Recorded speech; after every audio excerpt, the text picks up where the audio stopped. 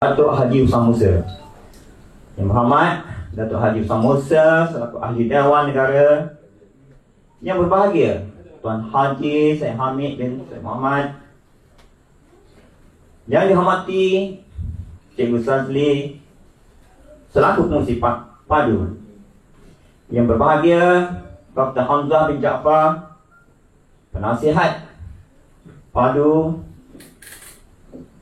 Yang mulia Tengku Datuk Zainal Hisham, pengurusi Pertubuhan Kebajikan Tengku Datuk Hisham 4B Pahang.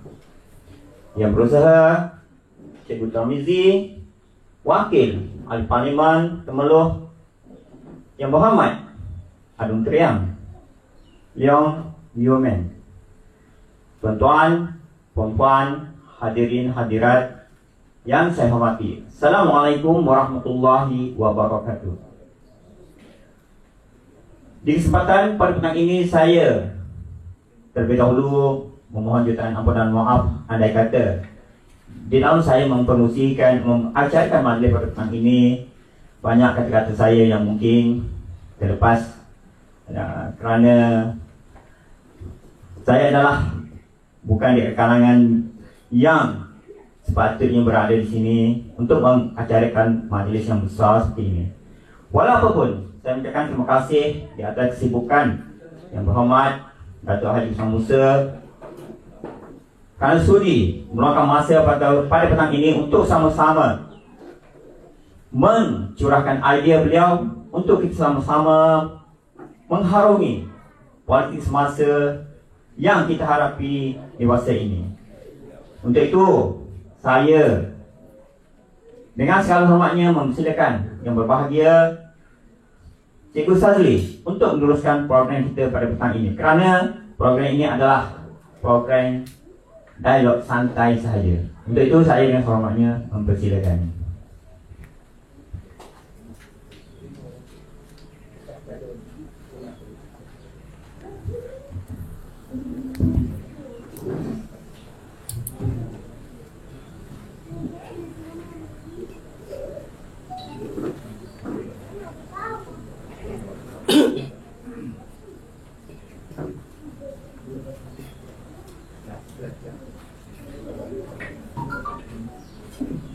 Bismillahirrahmanirrahim.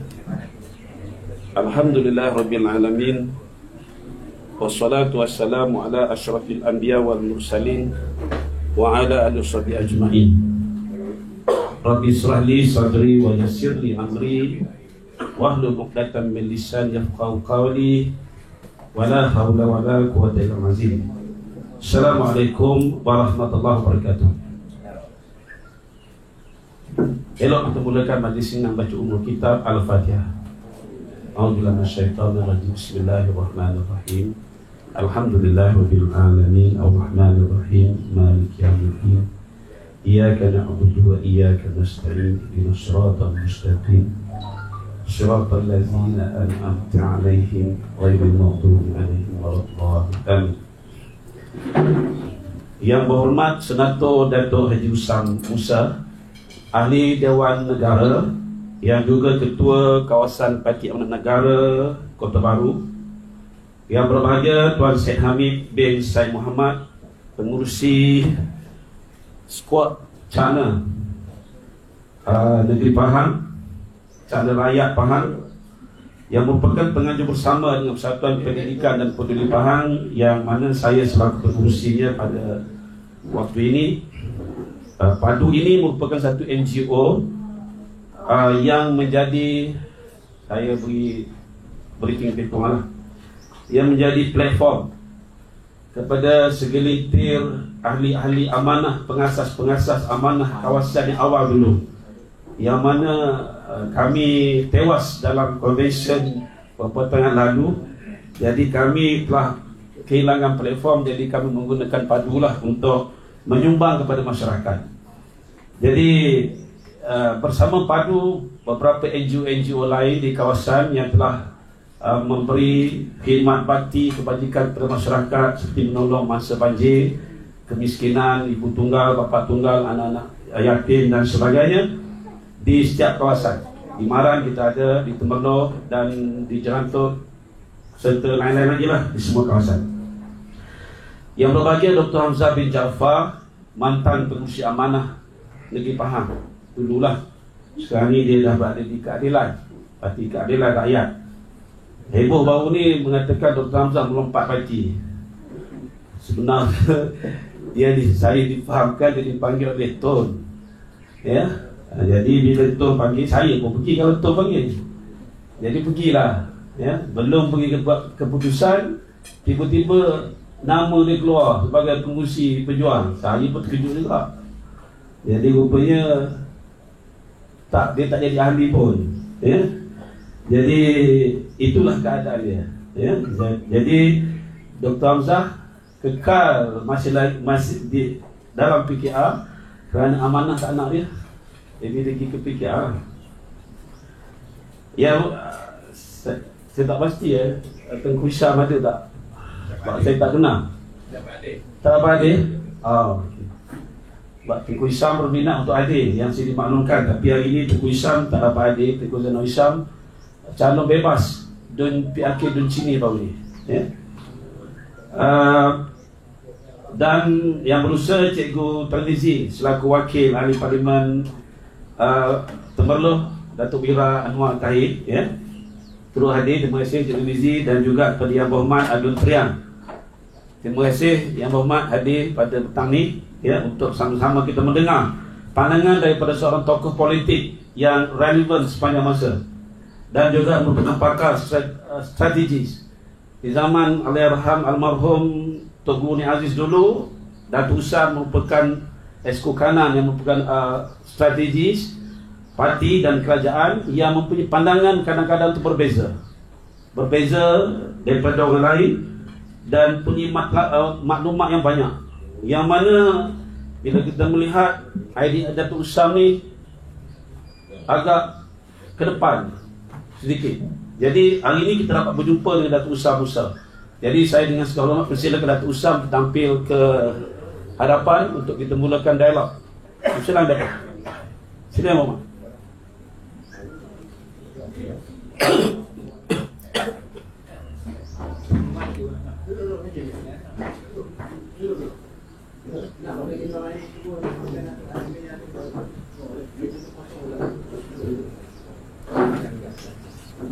Ya.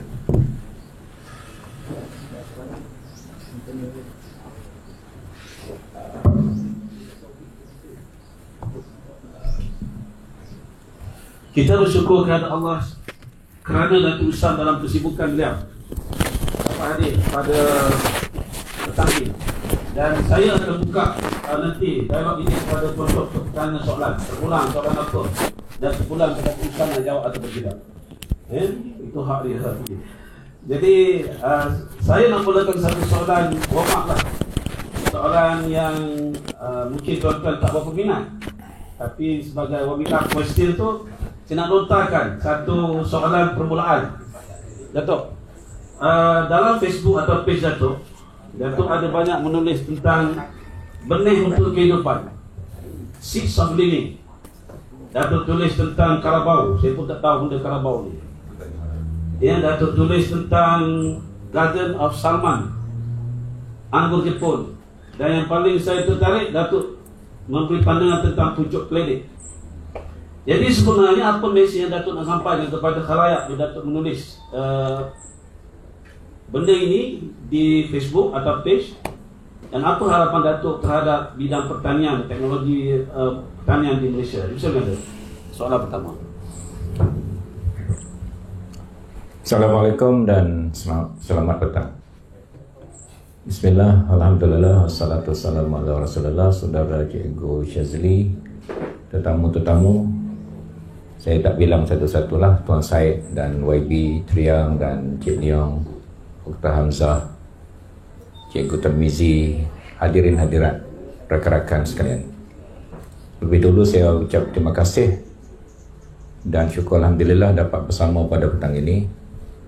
YDP Amanah Marang telah lama hubungi saya semasa perintah berkurung lagi, ya, suruh datang untuk dialog.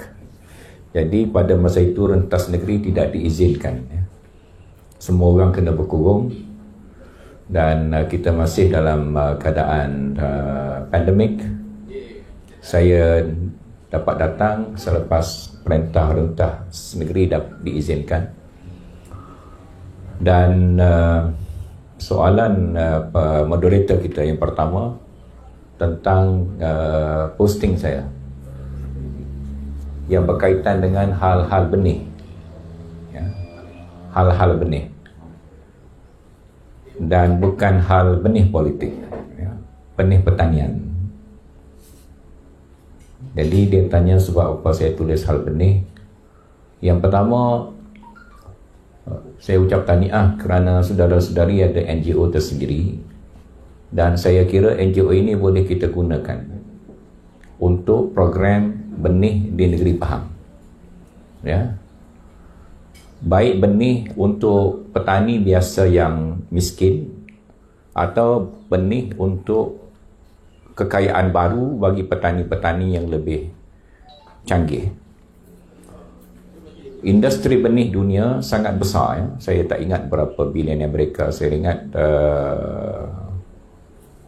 ratusan bilion Amerika sekarang, ya, nilai benih yang diperdagangkan. Benih sayur, benih-benih buah-buahan macam tebikai, melon dan lain-lain. Dan kita, kebanyakan petani kita mengimport benih ini. Negara kita import, kalau tak silap saya, lebih kurang 500 juta ringgit satu tahun, ya, untuk kita janakan tanam-tanaman kita. Sebahagian daripada benih ini sepatutnya boleh dihasilkan di negara kita. Dulu semasa YB Noh Omar jadi Menteri Pertanian, dia ada menubuhkan Majlis Benih Negara, National Seed Council. Kemudian majlis ini berkubur, tak bercambah, ya, tak bercambah. Dan selepas itu belum ada penubuhan Majlis Benih Negara. Dan oleh kerana itu kita tidak ada satu usaha yang fokus mengenai dengan penghasilan benih kita sendiri. Kemudian kita tengok dalam industri benih, antara negara Islam yang ke depan adalah negara Turki. Presiden dia Erdogan. 20 tahun lebih dulu saya keluar utusan Malaysia, usang Erdogan dalam PAS. Masa tu saya PAS lagi lah, ya. Jadi saya digelar sebagai Erdogan sekali dengan rakan-rakan yang lain yang dikira sebagai progresif, kerana masa itu Erdogan dianggap sebagai tokoh sekular yang keluar parti PAS Turki, buat parti baru, dan ini dikira oleh orang PAS sebagai salah dari segi agama, kerana keluar parti sama dengan keluar agama, ya. Keluar PAS maknanya keluar daripada jamaah Islam, ya.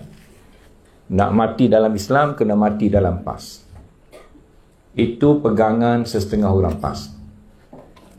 Dan berpeluh dah saya ni, baru soalan pertama ni, ya.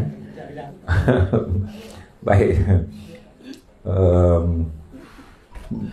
Dan di bawah Erdogan, ekonomi Turki berkembang dengan begitu maju, termasuk dalam industri benih. Turki menghasilkan benih-benih yang bermutu, dan sehingga satu syarikat Jepun, saya tak ingat nama dia, telah membeli saham syarikat benih Turki. Benih akan menentukan hasil yang kita peroleh. Saya ambil contoh benih mangga. Di sini saya tak tahu, di Kelantan banyak sekali pokok mangga light mango. Tahu light mango? Kalau diterjemah pauh ringan. Saya sengaja terjemah betul ke tak tahu lah. Bahasa Melayunya pauh ringan.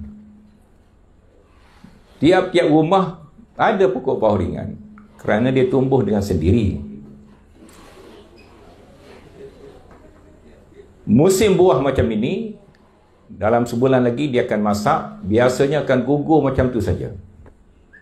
Ada sikit-sikit yang makcik rajin-rajin dia ambil untuk jerukkan paruh muda. Kemudian yang dah masak, makanlah sebiji dua. Yang lain hanya dibiarkan di tanah, jadi busuk, tak ada nilai ekonomi. Saya tengok di India, kawan saya, bukan kawan lah, dia sebenarnya dah berumur 60 tahun lebih ya. Dia ada tanam satu pokok mango, umur dah 100 tahun lebih. Mangga ini dia kacukkan jadi 300 jenis mangga. Satu batang pokok. Rumah saya baru ada satu pokok mangga, 10 jenis mangga dunia. Satu batang. Ya. Satu batang saya cangkukkan dia ada 10 jenis mangga atas satu batang. Kalau kita ada satu mangga yang cikgu kata tadi, Carabao.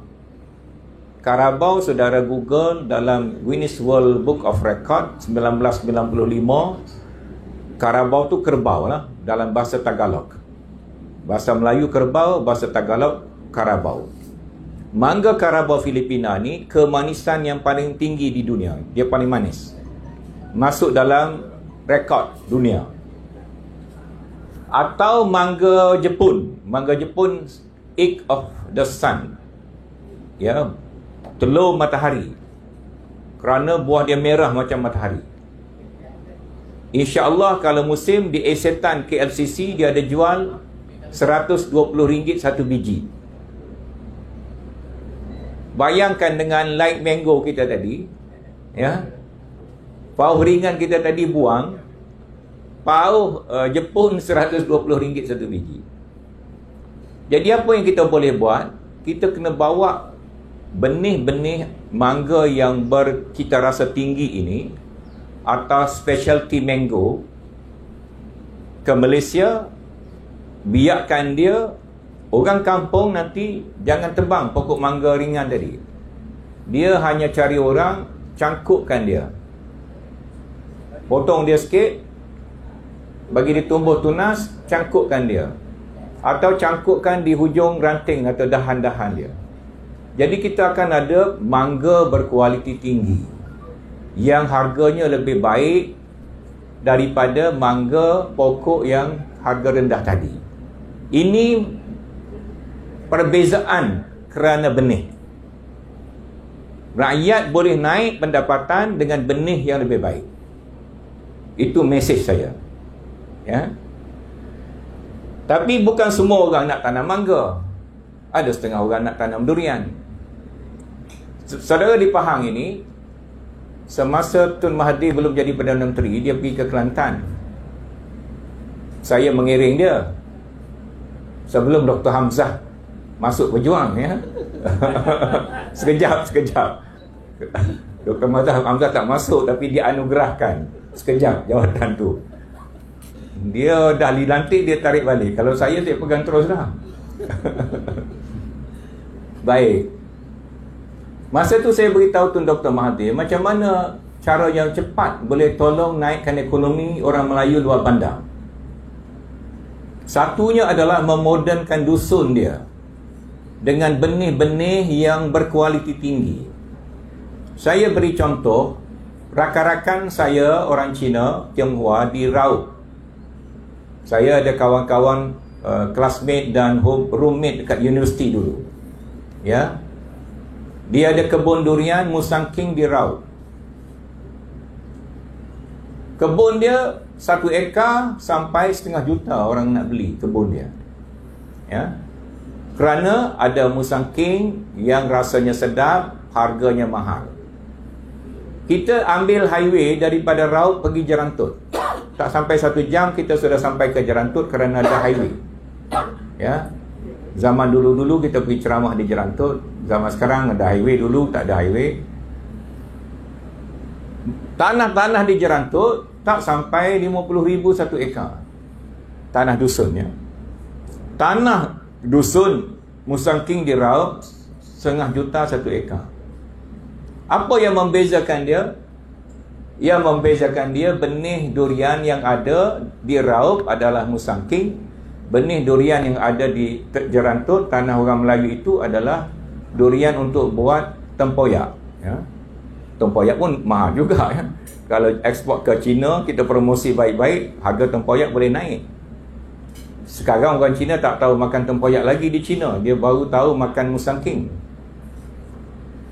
Jadi kalau kita ada peruntukan modernkan dusun orang Melayu dengan benih-benih yang sesuai dan pembajaan yang betul dan air pengairan yang cukup, 3 tahun orang Melayu boleh naik pendapatannya. Ya. Saudara pergilah ambil gambar dusun orang Cina, jangan marah dia. Ya. Kita ambil pula dusun tok nenek kita orang Melayu, penuh dengan semak samun, pokok-pokok tak teratur, jering pun ada, petai pun ada, durian ada, keriat ada, kecupu ada, bacang ada, langsat ada, duku ada, manggis ada, rambutan ada, masing-masing tak cukup tempat nak duduk. Ya. Jadi persatuan NGO saudara ni boleh mulakan usaha modernkan dusun-dusun pakcik-pakcik. Sebelum kita ambil alih kerajaan pun kita boleh buat. Kerana pada pendapat saya, kita masuk politik ini ialah kerana nak berkhidmat pada rakyat.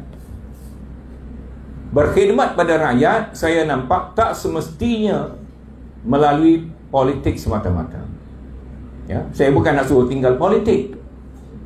Tapi kalau masuk politik, sibuk sampai tak sempat nak berkhidmat pada rakyat, tak sampai maksud. Masuk politik kerana berkhidmat pada diri, lagi dahsyat lah. Jadi benih itu akan memberikan kesan pendapatan yang berbeza kepada orang-orang petani-petani. Saya nak sambung sikit benih sayur ubi tadi, ya.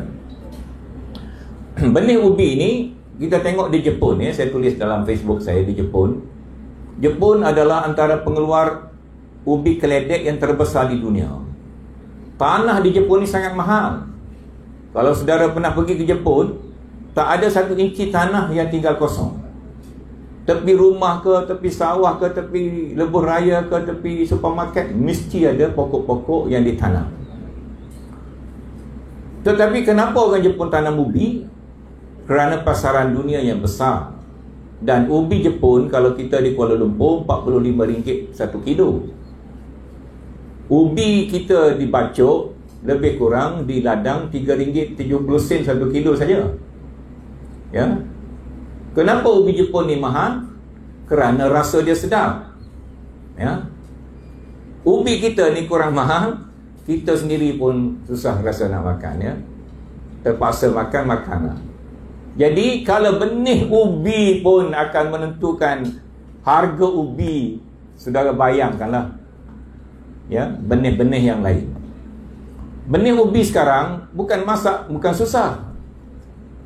Isi ubi itu boleh dijadikan benih. Sebab itu rakan-rakan Tionghoa kita di Bukit Tinggi menanam ubi Jepun, sweet potato, Japanese sweet potato, ya.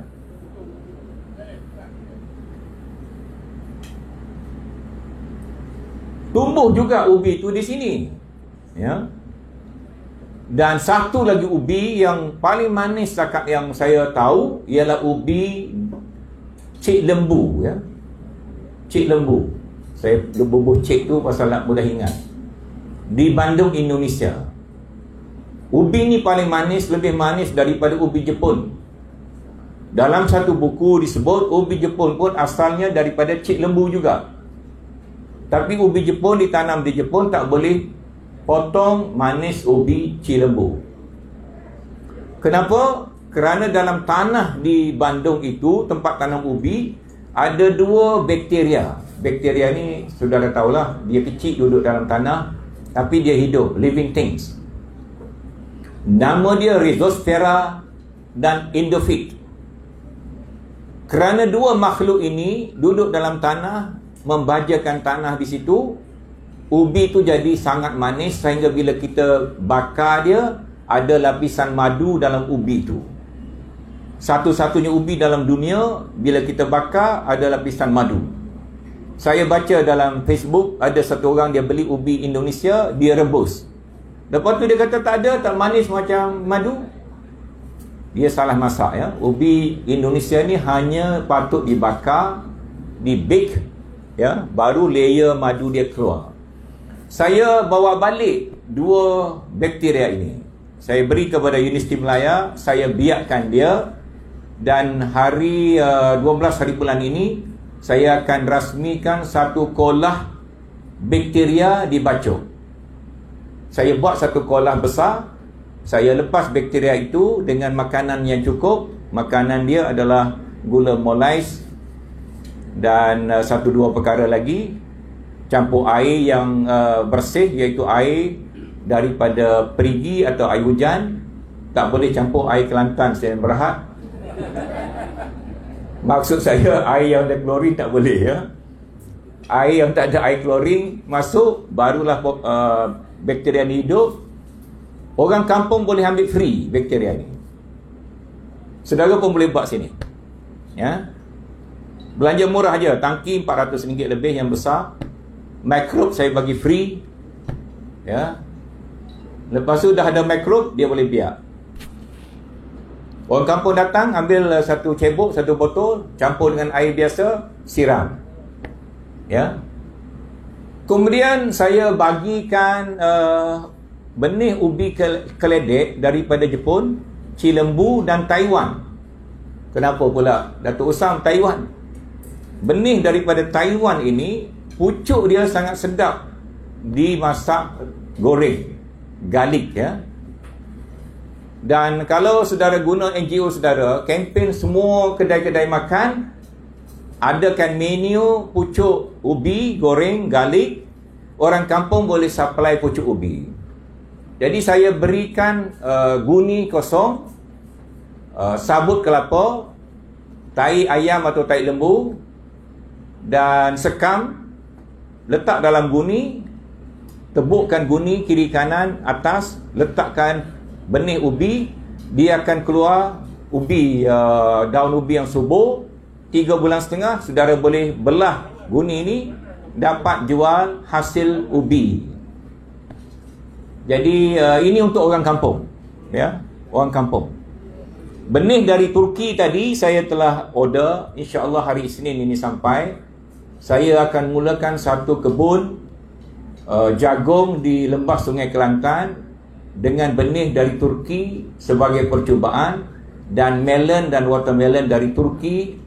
Dan yang terakhir hari Selasa ni bila saya balik Kota Baru, saya buat kerjasama dengan satu pondok tanam papaya Red Lady ya, wanita merah.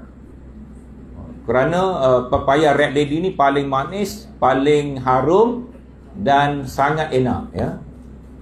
Jadi ini semua hal benih. Saudara ada NGO, padu, apa lagi Tuan Syed tadi, Cana. So kita boleh bekerjasama. Bukan kita tinggal politik, tapi benih dan politik dia boleh jalan sekali ya. Kalau kita pergi surau, kita payah nak dapat watikah, nak ceramah di surau tak boleh. Orang macam kita tak ada kopiah yang ada lambang, 2 lambang tu, tapi saya tak tahu lambang tu dah ada lagi ke dah buang kopiah tu. Jadi kita gunakan medan membantu orang kampung secara praktikal. Orang kampung sekarang, orang bandar saya tak tahu, saya tak duduk bandar. Orang kampung susah. Bila kena perintah berkurung, pandemik, pendapatan tak ada. Kita kena tolong dia. Cara yang paling mudah, dia dapatkan pendapatan. Bila dia dapat pendapatan, ada orang bantu dia, beri jalan pada dia. Dan kita boleh bantu dia dengan online marketing. Saya ada develop online marketing. Bila orang kampung dah tanam semua ubi dah banyak, betik dah banyak, mangga dah banyak, mereka boleh pasarkan secara online. Jadi kita boleh bantu orang kampung dengan cara tersebut. Sekian. Terima kasih Dato'. Saya nak tanya kaitan dengan pertanian lagi lah. Saya agak jisuh dengan marah lah. Belum hangat lagi soalan dia. Ada sahabat saya tanam jambu. Jadi saya pergi ke kebun dia. Saya tengok putik-putik jambu yang dia buang dan jatuh tu banyak. Sama banyak dengan di atas pokok. Jadi dia berfikir Jambu batu ke jambu? batu. Ya. Jadi dia Di mana? susah Di Rompin?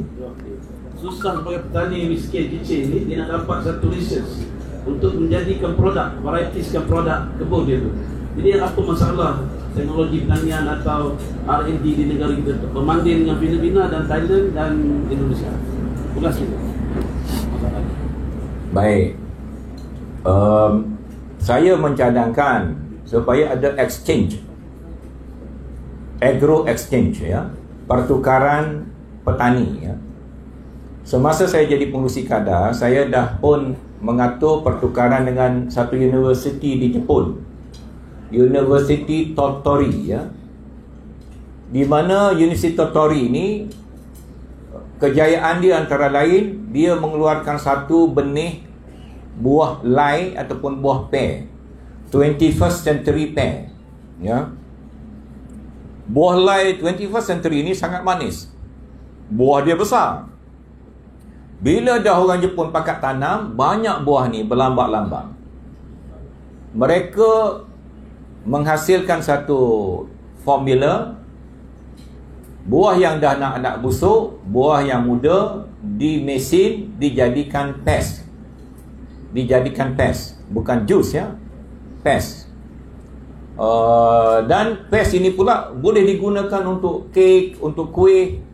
Dan mereka buat pula pertandingan kek. Ada satu kek buah pear 21st century ini dari Tottori, dia menang award seluruh Jepun.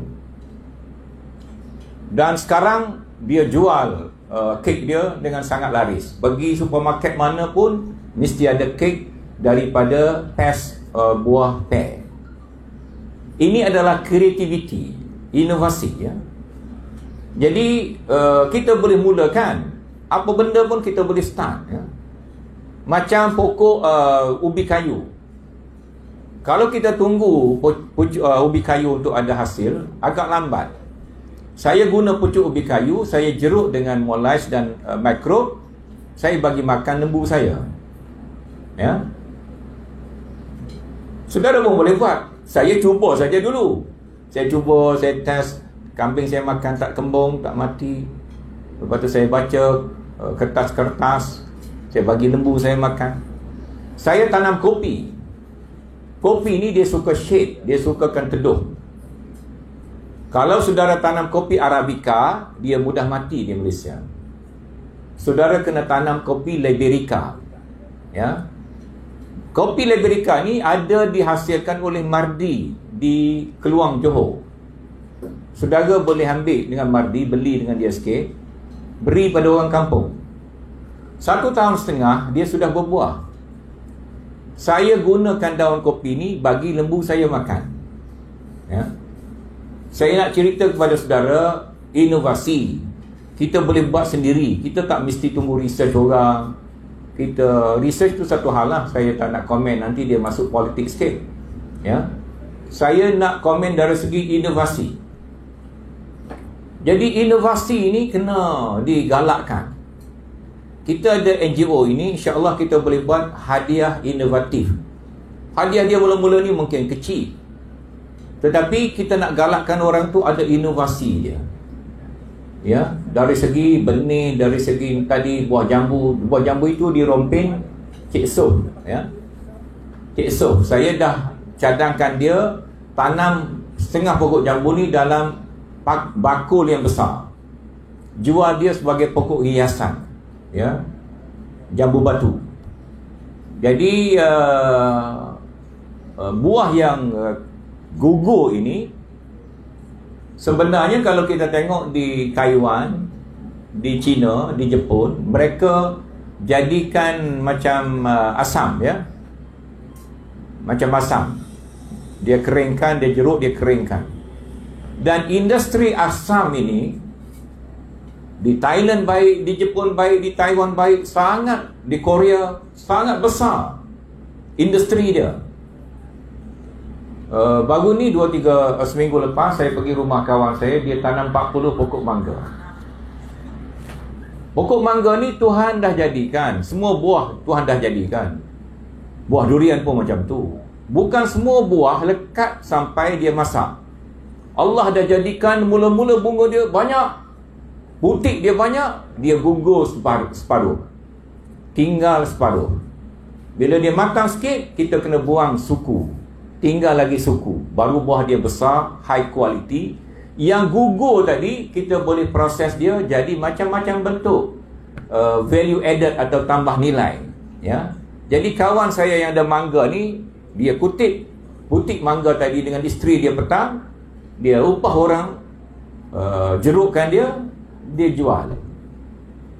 Jadi kita kena tahu nature buah-buahan ni bukan semua dia kena lekat sampai masak.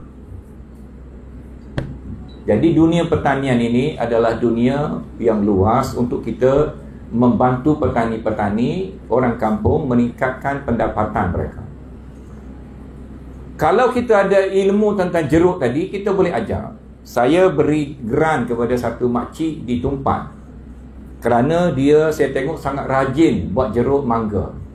So dengan grant itu dia boleh beli mesin, ya, boleh beli alat-alat untuk meningkatkan pengeluaran dia, dan orang kampung boleh ambil buah yang terbiar dan terbuang tadi pergi jual kepada makcik-makcik entrepreneur ini. So kita ada petani, kita kena ada entrepreneur, kita kena ada daya inovasi. InsyaAllah dunia pertanian kita akan jadi menyeronokkan, ya. Terima kasih Datuk, dan kita terus kepada nanti tuan-tuan sedia dengan soalan. Lepas ni saya nak tanya soalan kepada Datuk, lepas tu saya akan buka kepada tuan-tuan untuk bertanya soalan kepada Datuk. Soalan saya kepada Datuk sebelum saya serah, saya bagi peluang kepada tuan-tuan. Baru-baru ni dalam satu temu ramah selama dengan utusan, Datuk ada menyebut bahawa demokrasi mati di tangan Tok Guru Hajadi. Jadi apa maksud Datuk? Silakan. Kita kena pandang berat bila negara kita didaruratkan. Bila negara kita didaruratkan, kita tengok yang mula-mula jatuh pasaran saham. Kemudian yang lari adalah pelabur-pelabur. Bila pelabur lari, kilang tutup, orang tak ada kerja, hilang pekerjaan. Pelabur baru tak boleh masuk. Siapa nak masuk, ya? Kemudian perniagaan terencat kerana kita darurat, ya. Dan kemudian bila perniagaan terencat, kedai-kedai makan pun terencat, orang cari makan terencat, bas-bas pengangkutan terencat, hotel-hotel sampai tutup terus. Kesan dia lagi bawah lagi. Orang kampung pula akan jadi lebih susah. Kemudian kerajaan naik satu tangga lagi. Tan Sri Mahi Ad-Din, ya, Yasin ke Yusin Mahi Ad-Din. Saya pun minta maaf lah dengan tuan-tuan, dulu saya duduk kempen dia Tan Sri Muhyiddin. Jadi rupanya nama dia sebenar Mahi Ad-Din, ya. Dia dah ambil satu langkah lagi, luluskan bajet tambahan tanpa kelulusan parlimen, tanpa ketelusan, tanpa dibentangkan pada siapa-siapa. Kita lawan Datuk Seri Najib dulu pasal salah guna kewangan negara, yang kita gelar dia kleptokrat. Datang pula kleptokrat baru ini lagi dahsyat, ya.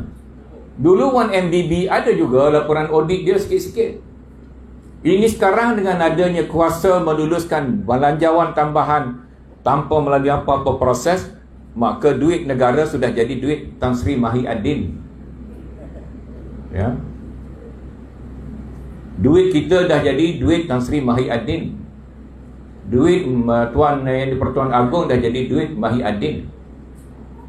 Apa nak jadi dengan negara kita? Orang barat dulu takut dengan Islamis, pasal takut-takut bila Islamis dapat kuasa, dia akan tidak lagi demokratik. Kita sistem demokratik, demokrasi. Ada pilihan raya. Kalau kalah pun terima kekalahan. Kalau menang jadi kerajaan. Tapi orang barat dah kata dulu, Islamis ini hanya pura-pura saja guna proses demokrasi.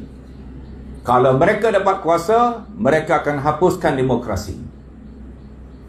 Ya. Mereka gantikan dengan kuasa otokrasi. Bila berlakunya darurat ini ketika Haji Hadi duduk dalam kerajaan Pasir Bedegong ini, ya, maka agak-agak nak betul apa yang pengkritik katakan 20, 30, 40 tahun dulu tentang Islamis. Ini yang saya bimbang, yang saya takut, ya. Yang menghalalkan darurat ini adalah Presiden PAS, Setiausaha Agong PAS yang jadi Menteri Undang-Undang, ya, dan rakan-rakan mereka yang lain yang bersekongkol. Sepatutnya sebagai kumpulan Islamis, mereka menolak apa-apa praktik yang boleh menjejaskan amalan demokrasi. Kena pegang betul dengan demokrasi. Baru orang tak takut dengan gerakan Islam. Kalau dah jadi macam ini, orang takut dengan gerakan Islam. Takut-takut bila Islam dapat kuasa penuh dalam negara, tak ada lagi pilihan raya. Dia rasa nak kalah, darurat. Dia tak cukup kerusi, darurat. Tapi tak boleh kata kerajaan ini kerajaan minoriti, kerana itu salah. Oleh undang-undang negara, apa nama lebay itu, yang dalam filem piramid itu saya selalu lupa. Apa?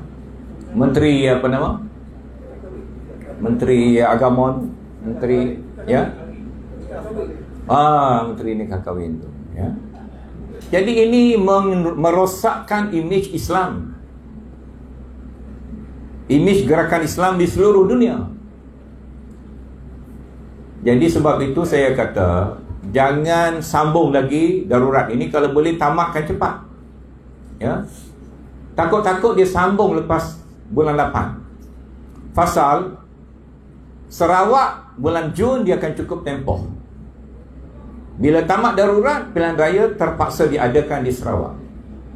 DUN terpaksa dibubarkan di Sarawak, ya.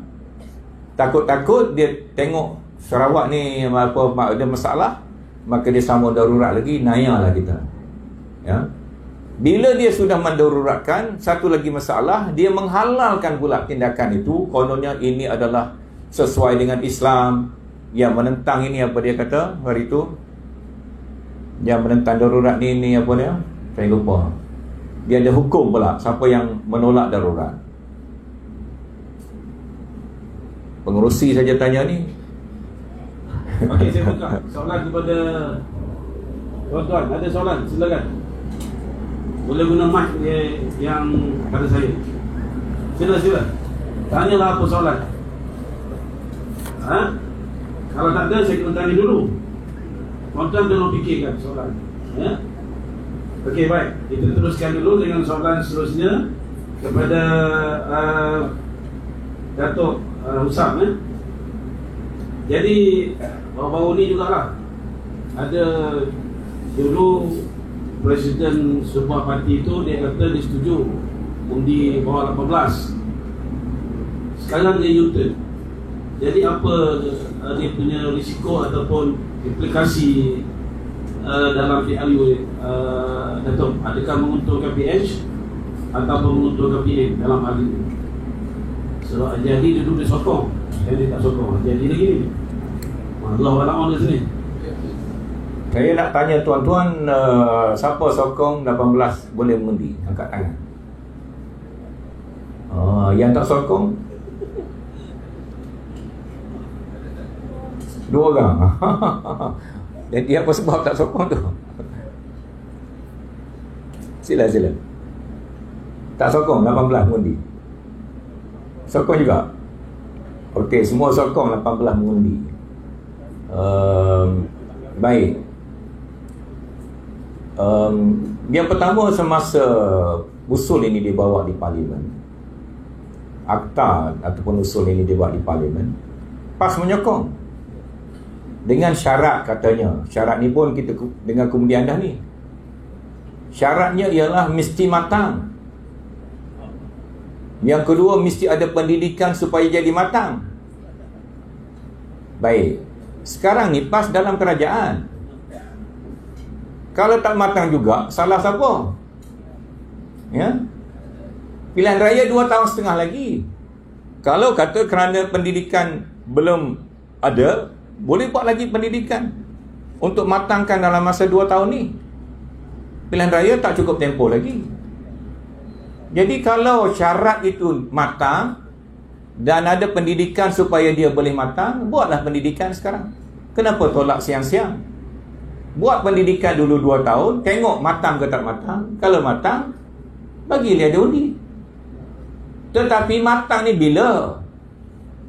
Kenapa tiba-tiba bila datang mengundi tak matang? Maknanya dia takut dengan undi 18 tahun tu. Itu saja. Kalau garanti 18 tahun tu undi PAS dan Perikatan Nasional, dia akan matang. Tapi dia tengok trend. Budak-budak yang pakai smartphone ni dah tahu dah PAS ni kelentong. Sosial media ni semua duk hentam PAS. Dia tahu kalau buat pilihan raya budak 18 tahun ni masuk undi, dia akan tewas, dia akan kalah. Tiba-tiba tak matang. Jadi awaklah tak matang, bukan budak tu tak matang. Ya. Masa dia sokong tu dia matang. Sebab tu ada budak buat kartun, ya. Macam mana yang berhormat? Baru ni sokong, sekarang tak sokong. Dia kata masa saya sokong tu saya sendiri tak matang. Jadi itu sebab budak muda sekarang sangat tak suka dengan PAS kerana dia punya putar tu, ya, dia punya putar tu yang siang dah jadi malam, malam jadi siang, timur jadi barat, barat jadi timur. Jadi orang, dia ingat orang tak nampak. Semua budak-budak nampak. Kata dia ada orang 40 tahun lagi belum matang. Kita tak bolehlah guna kekecualian 1-2 orang untuk buat satu hukum. Kalau ada 40 tahun tak matang, adakah pilihan raya sekarang kita nak angkat umur daripada 21 tahun jadi 40 tahun baru boleh mengundi? Matilah kita. Ya. Hujah dia tu tak konsisten. Jadi kita masih mendesak 18 tahun mengundi. Saudara pergilah cari budak-budak 18 tahun, bergambarlah dengan dia macam Tun Mahathir buat tu, masuklah dalam Facebook, bagi viral. Budak 18 tahun nak undi 18 tahun. Pilihan raya akan datang 18 tahun kita nak undi. Kalau dia, dan kita nak jadi automatik. Kalau dia automatik sekarang, 2 tahun lagi pilihan raya, dia umur 20 tahun. Dan seluruh kebanyakan negara Islam, Lim Kit Siang ada sebutnya, majoriti negara Islam terima mengundi 18 tahun. Tiba-tiba kita Malaysia nak undur balik. Dah luluh undang-undang nak undur balik. Jadi kita rasa kita ada harapan ambil balik kerajaan kerana budak-budak muda, Haji Hadi pun tahu tak suka dengan dia. Sekian. Ada soalan? Ya, Datuk Jamal. Mic Datuk Jamal. Mic sana tak ada Datuk Jamal, sini je. Boleh? Kuat sikit lah. Depan sini lah. Dengar. Okay. Wajah yang siang ni kena bagi nampak.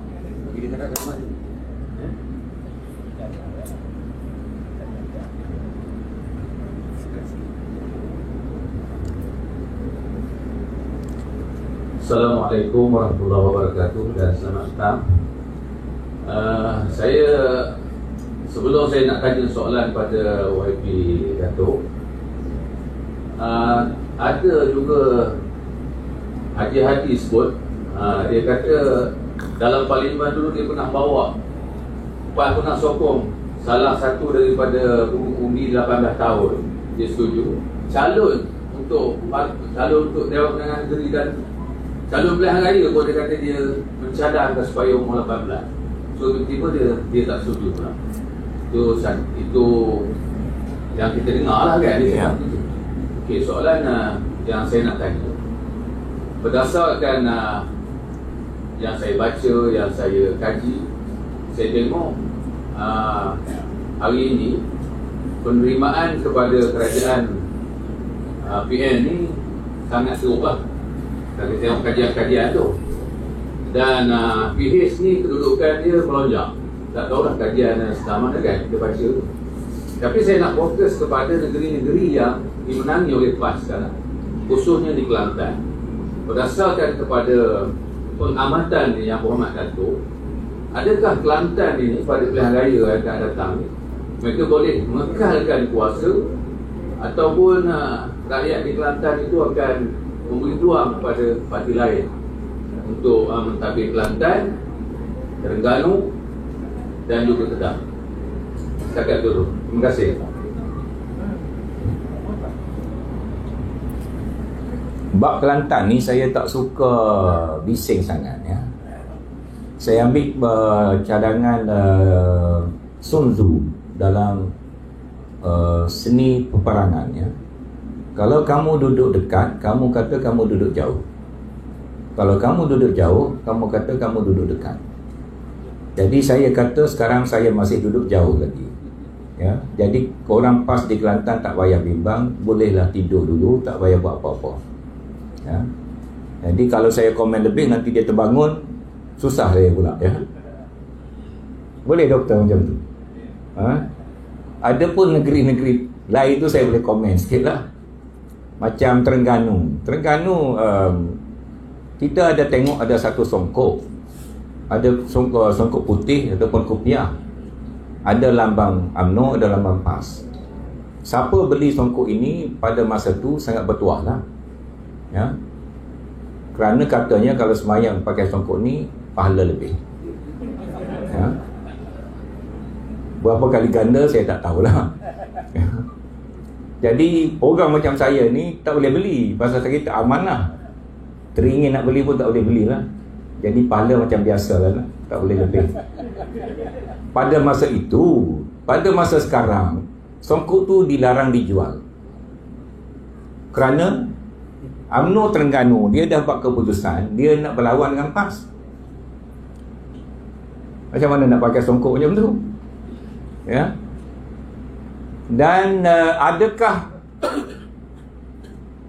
PAS akan terus berkuasa di Terengganu? Saya boleh jawab, PAS agak terancam di Terengganu ya. Yang pertama adalah kerana bila PAS jadi kerajaan di Terengganu ni, cara pemerintahan dia 2 kali 5 dengan kerajaan lain. Apa yang Islam dengan kerajaan Terengganu? Saudara tolong senaraikan saya 3 saja. Apa yang more Islamik dengan kerajaan Terengganu? Bawah PAS dengan kerajaan Terengganu bawah UMNO, atau kerajaan Terengganu dengan kerajaan-kerajaan lain? What is so Islamic? Saudara senaraikan. Kalau dapat 3 tu saya bagi RM50. Cabutan bertuah. Kalau 3 menang, RM150 saya kena ambil. Baik saya belikan kerai ya. Jadi maknanya tak ada benda.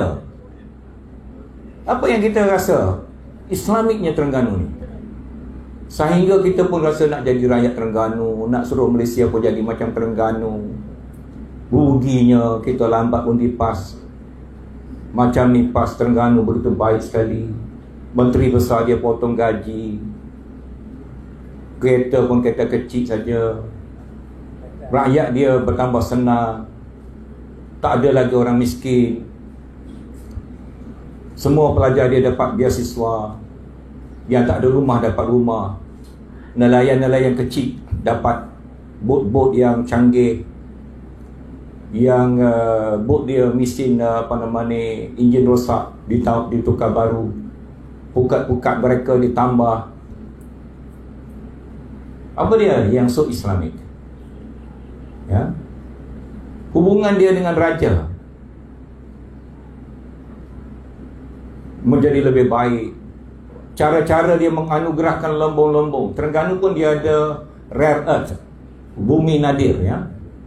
Saya difahamkan penganugerahan lombong di Terengganu ni tidak diutamakan pada orang Terengganu, diberi pada orang di luar Terengganu. Saya tak nak sebut secara terperinci lah, tapi lebih kurang saya tahu lah juga cerita Terengganu ni.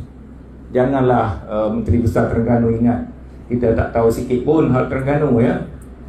Imbas-imbas dalam video ni saya berilah, yang menyebabkan rasa tidak puas hati anak Terengganu sendiri. Dan tidak telus. Tak adalah satu tender terbuka, hasil yang lebih tinggi, orang ni dapat lombong kerana dia tawarkan harga yang paling baik, jaga alam sekitar dengan betul. Tak ada. No different. Jadi kalau balik semula pada UMNO pun tak ada masalah.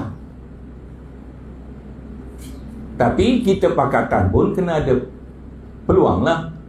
Saya hanya berikan contoh tadi, UMNO Terengganu sudah buat ketetapan akan meletakkan calon menentang calon-calon PAS. Tetapi kali ini pertandingan 2 penjuru atau 3 penjuru tidak akan sama dengan pertandingan 3 penjuru pilihan raya yang lepas, ya. Dia akan jadi berbeza. Jadi saya kata, kalau saya silap ni malu saya nanti. Saya kata kerajaan Terengganu di bawah PAS boleh tumbang dalam tarian akan datang. Kemudian kerajaan Kedah, kita ambil yang PAS punya, ya. Masa saya nak bertanding timbalan presiden dulu, Tuan Syed, Ketua Dewan Ulama PAS Malaysia, Allahyarham Datuk Haji Muhammad Daud Iraqi, mengeluarkan satu fatwa, decree, ya. Orang tidak berlatar belakangkan ulama tidak boleh jadi pemimpin tertinggi di dalam PAS dan di dalam kerajaan PAS. Paling minimum kena lulus 4 sanawi. Saya ni 3 sanawi setengah, ya? Jadi tak cukup setengah inci lagi sanawi saya. Ini digunakan sebagai kempen saya menentang Ustaz Nasaruddin Mak-Isa pada masa itu. Kenapa kita menentang Ustaz Nasaruddin Mak-Isa pada masa itu? Kerana ada hubungan gelap untuk bekerjasama dengan UMNO tanpa persetujuan Majlis Syura dan AJK PAS Pusat dan Muktamar PAS. Sekarang ada keluar video viral. Siapa bercakap saya tak tahu. Keputusan PAS berhubung dengan Bersatu tidak pernah diputuskan di dalam Muktamar Agung PAS, di dalam Majlis Syura PAS, hanya dibuat oleh 2-3 orang pemimpin, ya. Yang kita lawan dulu hampa pergi tolak kita. Sekarang hampa rasa sendiri apa yang kami telah rasai, ya. Di mana Nasaruddin Mak-Isa sekarang? Tapi masa itu saya tak boleh lawan dia. Saya lawan juga, tapi saya kalah kerana kononnya saya tak ada kelayakan ulama untuk memimpin PAS. Sekarang Datuk YB Sanusi di Kedah tu, Menteri Besar Kedah, ada dia 4 sanawi, 5, 6, 7, 3,5 pun tak ada, ya. Tapi dilantik oleh Tuk Guru Haji Hadi sebagai Menteri Besar Kedah. YB Syamsuri, Menteri Besar Terengganu, berapa sanawi dia ada? 5 sanawi pun tak ada, 4 sanawi pun tak ada. Sama macam saya juga. Tetapi sekarang dah boleh jadi Menteri Besar. Di Kelantan, ulama. Kedah, tak payah ulama. Terengganu, tak payah ulama. Bermakna tak istiqamah dalam satu dasar, ya. Cakap kita kena istiqamah. Terengganu, Kelantan, Ustaz Mak Yaakob, bolehlah kita kata lulusan Al-Azhar. Tapi Terengganu dengan Kedah langsung tak pakai dah, ulama tak ulama, ya. Jadi di Kedah dia suka membawa isu-isu kontroversi, ya. dia nak potong air kepada Penang, dia tak bagi perayaan Thaipusam pada orang India. Pada pendapat saya, dia buat benda ni sengaja untuk mendiamkan kumpulan ustaz dalam PAS di Kedah, supaya dia dilihat hebat, berani berhadapan dengan orang India. Dan kumpulan ustaz yang tak puas hati kerana orang tidak ulama jadi Menteri Besar Kedah, tak boleh buat apa. Ini hanya satu wayang politik pada pendapat saya. Sila. Ya. Ada soalan? Ya. Tuan Syed. Ani. Bismillahirrahmanirrahim. Hasil daripada perhimpunan Agung UMNO lepas, maknanya penolakan PAS dan kepada UMNO dalam surat yang Ibn ada apabila se-BBM. Jadi sejauh mana pandangan Datuk Usam sebagai pengajar politik tentang kekuatan UMNO sekarang? Apabila PAS ni, saya nampak dulunya PAS ni betul bergantung pada UMNO untuk menang pilihan raya. Tapi bila PAS ni keluar masuk BN, siapa dia kekuatan UMNO? Dan apakah peluang kepada harapan bila berlakunya begini? Terima kasih.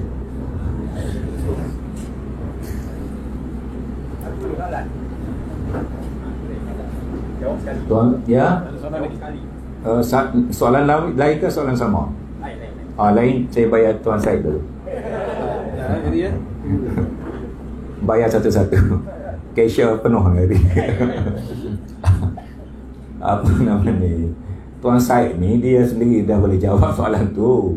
Dia campak suruh saya jawab. Saya lah nanyanya. Baik, nombor satu sekali, parti-parti politik dalam negara kita ni yang paling berpolitik pada pendapat saya UMNO, ya. PAS ni berpolitik juga, tapi baru anak murid UMNO lah, tak boleh lintas UMNO lagi. Bila UMNO duduk dengan Bersatu dan PAS, sebahagian daripada kerusi yang UMNO menang dulu, dia tak boleh bertanding balik kalau dia tak pecah kongsi 3 parti. Kita ambil Parlimen Jeli. Parlimen Jeli dulu UMNO yang menang, Datuk Mustafa Muhammad. Dia lompat masuk Bersatu. Jadi semua kerusi yang dibawa lari kepada Bersatu yang dimenangi oleh UMNO dulu akan jadi kerusi Bersatu. Kerana di bawah Perikatan Nasional, kuasa menandatangani watikah jadi calon adalah kuasa Tan Sri Mahiuddin, ya.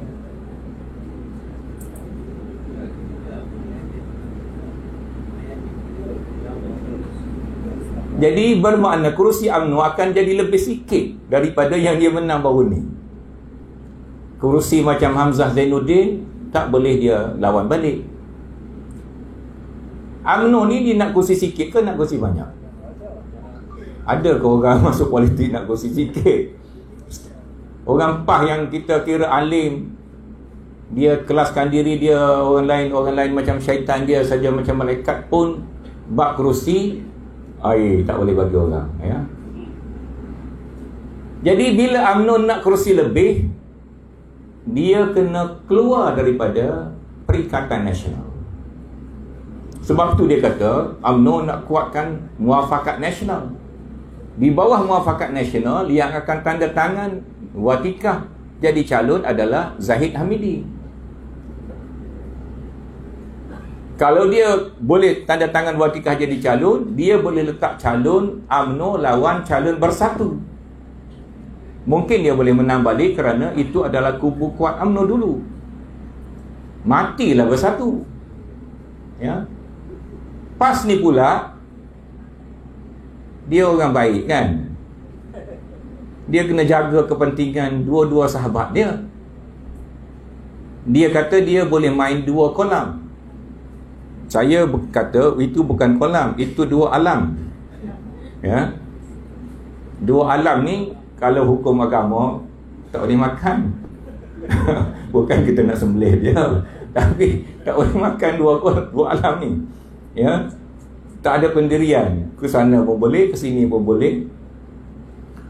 Bila Anwar Musa dan Ni'amah sependapat, ya, dua-dua kata kalau UMNO tinggal PAS,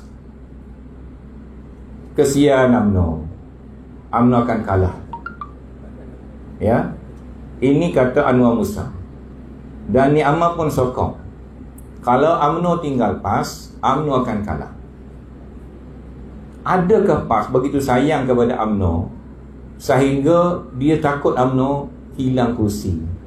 Atau dia sendiri yang takut dia tu kalah? Ya? Saya kira yang PAS takut ni, bila UMNO lari bertanding 3 penjuru balik, ataupun sesetengah tempat 3 penjuru, sesetengah tempat dia beri laluan pada kita, sesetengah tempat kita beri laluan pada dia.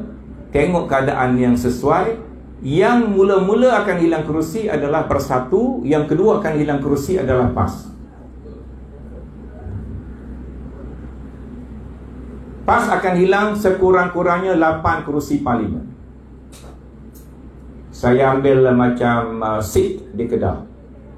Saudara tengok berapa majoriti PAS. Saudara ambil macam Setiu di Terengganu, ya, Kemaman di Terengganu, berapa majoriti PAS? PAS akan kalah 8 kerusi.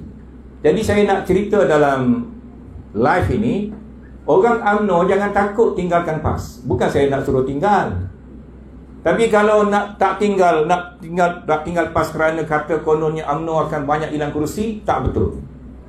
Saudara boleh buat kajian sendiri. Kalau saudara nak saya tolong pun, saya boleh tolong kirakan UMNO akan dapat lebih kerusi kalau dia tinggal Bersatu dan PAS. Yang akan hilang kerusi Bersatu mula-mula, kemudian PAS. Bersatu ni kerusi dia 3 macam. Kerusi dia kira-kira macam rojak Jawa, ya. Bersatu ni macam rojak Jawa. Bersatu yang Tun Mahathir bentuk dulu, 13 orang ahli parlimen, 8 orang masuk. 4 orang, 1 orang duduk diam, 3 orang masih dengan Tun Mahathir. Termasuk Tun Mahathir, anak dia seorang lagi. Ya. 3 orang. Kesian juga kita tengok Tun kadang-kadang, ya. Tinggal 3 orang jadi Tun. Ya. Dia, anak dia, 1 kawan. Kalau kawan ni tinggal dia, anak dia. Sekali tengok sedih jugalah saya, kan. Jadi 8 daripada parti yang menang bersekali dengan Tun Mahathir. Kemudian daripada PKR masuk kepada Bersatu. Hati dia Bersatu ke, hati dia nak memperalatkan Bersatu, kita pun tak tahu, ya. Dia bukan parti Bersatu dulu. Bahkan masa mula-mula kita terima Tun Mahathir, macam Datuk Seri Azmin, dia tak terima Tun Mahathir. Mula-mula dia tak terima. Mesyuarat mula-mula dia pun tak kisah, ya. Kemudian satu lagi adalah daripada ex-UMNO. Jadi rojak 3 ni duduk dalam Bersatu. Dan oleh kerana itu mereka tak ada kekuatan sendiri. Yang daripada UMNO, kekuatan asalnya adalah UMNO. Yang daripada PKR, kekuatan asalnya masih PKR. Gombak masih PKR. Bandar Tun Razak masih PKR. Ampang masih PKR. Dan saudara Dr. Jamal Kamal, doktor tadi ada sebut, ikut kepada survey, kerusi-kerusi multiracial, tahniah pada YB Triang, rakan-rakan dia dalam DP, orang-orang Cina.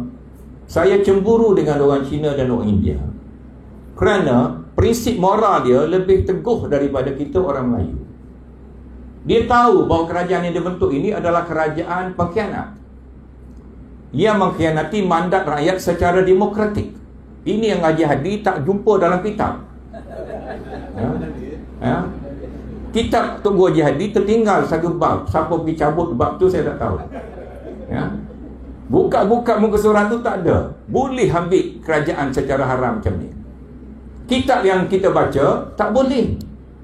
Kalau kita curi 1 ekor kerbau, kita kena pulang balik kerbau itu. Yang dicuri bukan kerbau. Yang dicuri ni undi berapa juta rakyat. Dan orang Cina dan orang India stick, berpegang terus teguh dengan prinsip itu, masih lagi nak mandat rakyat dipulihkan atas nama Pakatan Harapan. Malu kita. Kita dah pondok 20 tahun. Kita mengaji pondok 20 tahun. Baca kitab tiap-tiap malam atas surau. Ittaqullah. Takut pada Allah. Jangan curi barang orang. Dan kalau salah satu hukum hudud adalah nak potong tangan orang mencuri. Belum potong tangan orang mencuri, kita dulu curi kerajaan orang. Takkan malu kita pada orang India dengan orang Cina. Tapi nak buat macam mana? Bukan kita, rakan-rakan kita yang lain. Ya. Jadi oleh kerana kerusi PKR ini masih multiracial, strong multiracial support, maka sebab itu Bersatu akan menerima kesan yang paling buruk sekiranya UMNO tidak bersama dengan Bersatu dan PAS. Dan PAS pula, kenapa kita kata dia akan terima kesan yang kedua buruk? Kerana apa yang dia janjikan dulu semua dia tak buat. Tun Mahathir, dia buang manifesto dalam tong sampah. Dia kata ini bukan kitab suci, saya tak boleh nak buat semua manifesto ni, payah sangat, apa ni saya buang sajalah. Ada pula orang kita tersalah pergi sokong buang tu, ya. Jadi Tun Mahathir ni kita tak boleh ambil dah dia, pasal kalau ambil dia, kita nak lancar manifesto macam mana? Kalau kita kata ini meja nak lancar manifesto, Datuk Seri Anwar sini, Saudara Mat Sabu sini, Saudara Guan Eng sini, Tun Mahathir sebelah sana. Reporter akan tanya, Tun, dulu manifesto buang yang ni okey ke? Habislah kita. Baik, Tun Mahathir buang manifesto okey lagi. PAS dia buang berat pada manifesto lagi. 355 tu atas pada manifesto lagi. Kita lancar manifesto, kita tak ada buat solat hajat dekat Bukit Padang Berebuk. Kita lancar macam tu saja. Dia lancar 355 sampai munafik habis orang Islam yang lain. Berat lagi. Tapi sekarang 355 tak ada dah. Pelaburan Timur Tengah kita nak bawa. Ya.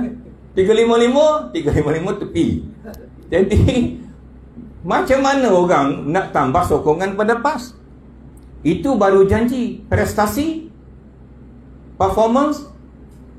Ya, apa performance PAS? Menteri-menteri PAS, apa yang dia telah capai? Ya. Apa yang dia telah bantu rakyat? Apa yang dia berkorban untuk rakyat? Apa idea dia tolong rakyat yang susah sekarang ni? Apa dia? Mana pengorbanan dia? Mana Omar Abdul Aziz? Mana Omar Al-Khattab? Mana? Dulu kan kita belajar Omar Abdul Aziz berkongsi penderitaan dengan rakyat. Omar Al-Khattab berkorban dirinya sendiri untuk kesenangan rakyat. Mana dia? Jadi macam mana kita nak kata orang nak sokong PAS bertambah daripada baru ni? Baru ni orang terkeliru. Baru ni orang ingat kalau PAS menang 355 jalan. Yang ni jalan, yang ni jalan, yang ni jalan, yang ni jalan. Sekarang datang undi. Undi pula. Judi bila dia tambah natural saja. Macam dia dah jadi token judi lama dah. Tak ada gelisah, tak ada apa, tak ada solat hajat, tak ada ittaqullah, tak ada apa, tambah-tambahlah. Mana ada dalam Quran kata tak boleh tambah judi? Yang ada tak boleh berjudi saja. Ya, betul juga macam tu. Jadi kong kali kong macam ni, siapa nak sokong, ya? Dia abang kita. Sekarang boleh datang bayar.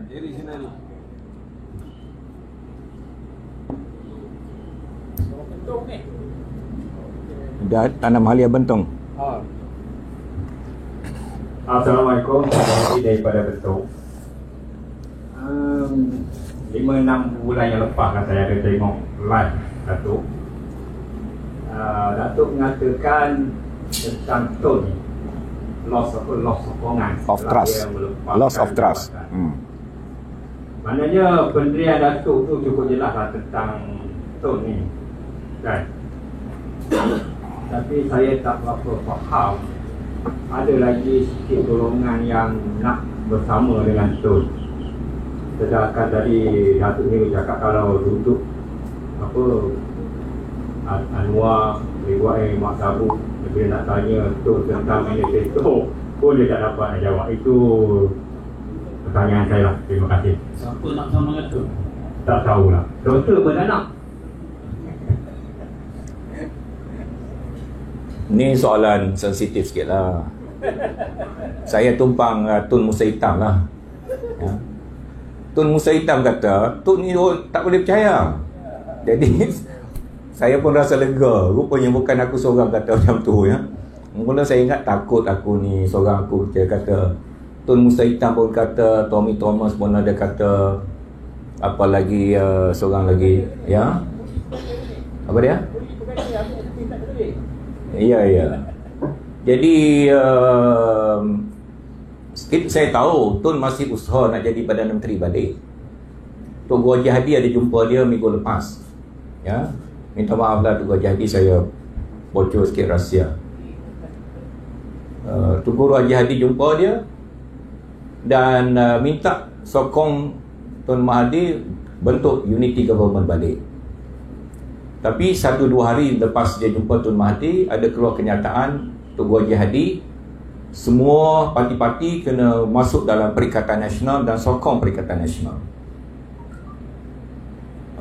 Jadi dengan sendirinya bolehlah kita anggap pertemuan Tun Mahathir dengan Ustaz Hadi terakhir itu tidak memberi apa-apa kesan, ya. Yang saya pelik, macam mana dua-dua parti, dua-dua pihak ini boleh masih lagi cuba bekerjasama. Masa Tun Mahathir masih jadi Perdana Menteri, Tok Guru Haji Hadi dan Taqiyuddin ada buat kenyataan, Pak sokong Tun Mahathir jadi Perdana Menteri sampai habis tempoh. Kita tidak boleh tukar kerajaan tengah jalan, ya. Tengah jalan tak boleh tukar kerajaan, haram, ya. Bukan tukar kerajaan, tukar Perdana Menteri tengah jalan tak boleh. Tengah jalan haram tukar Perdana Menteri. Besar hukum tu. Siapa-siapa tukar juga dosa. Tapi yang ditukar bukan saja Perdana Menteri, dengan kerajaan-kerajaan sekali ditukarnya. Takkah makan diri? Ya Allah, mu tolonglah saksikan hamba-Mu. Janganlah biarkan dia berleluasa gunakan agama-Mu untuk buat macam-macam hukum, mengelirukan masyarakat sampai macam ni. Sekali dia kata haram tukar Perdana Menteri tengah jalan, dia tukar kerajaan tengah jalan, okey. Just imagine.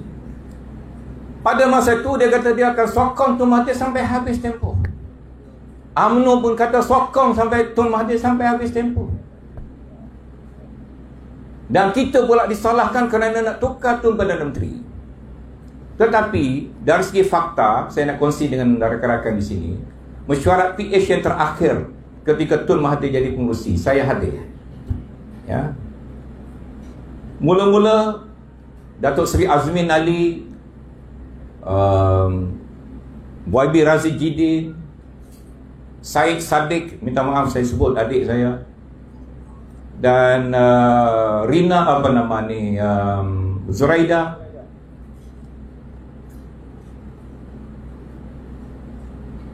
tekan Datuk Seri Anwar Ibrahim dan pemimpin yang lain, jangan tolak Tun, jangan paksa Tun berhenti, kena pertahankan Tun. Datuk Seri Anwar Ibrahim bercakap, ini mungkin tak ramai lagi yang beritahu, ya.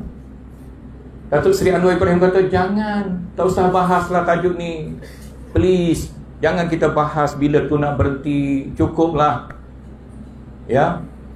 Tun, saya selaku ni, saya beri mandat pada Tun. Tun nak jadi Perdana Menteri sampai akhir, Tun peganglah. Saya akan sokong Tun. Jangan timbul masalah bila Tun nak berhenti. Saya minta maaf kerana saya tak boleh kawal pemimpin-pemimpin PKR. Macam dalam mesyuarat ni, Datuk Seri Azmin dia timbalan Presiden PKR. Itu pun saya tak boleh kawal. Dia bercakap tidak sama dengan saya nak kawal macam mana? Tapi pendirian saya, Tun jangan berhenti. Dan kita jangan tekan Tun untuk berhenti. Sebab itu bila habis mesyuarat, Tun Mahathir buat sidang media. Dia kata hari ini mesyuarat PH beri kuasa pada saya jadi Perdana Menteri sampai bila-bila. Saya nak berhenti tak berhenti, suka saya. Semua setuju saya jadi Perdana Menteri. Kan? Tapi kita dipersalahkan. Kononnya kita tekan Tun. Dan kononnya mereka sokong Tun.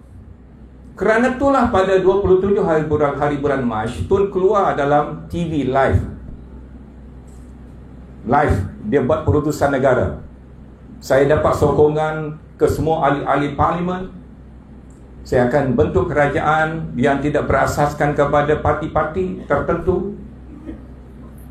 Ingat balik fakta ini, the facts ini, yang menunjukkan bahawa dia ada niat untuk jadi Perdana Menteri bukan di atas landasan Pakatan Harapan.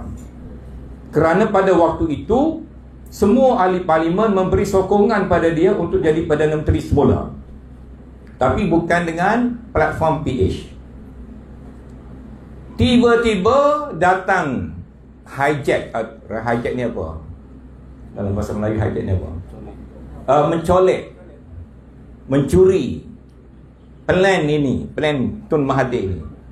Tan Sri Muhyiddin dengan Tan Mahi Adin dengan Datuk Seri Azmin, dia curi plan ni. PAS pula sokong Mahi Adin, Zahid Hamidi sokong Mahi Adin, GPS Sabah Sarawak sokong Mahi Adin.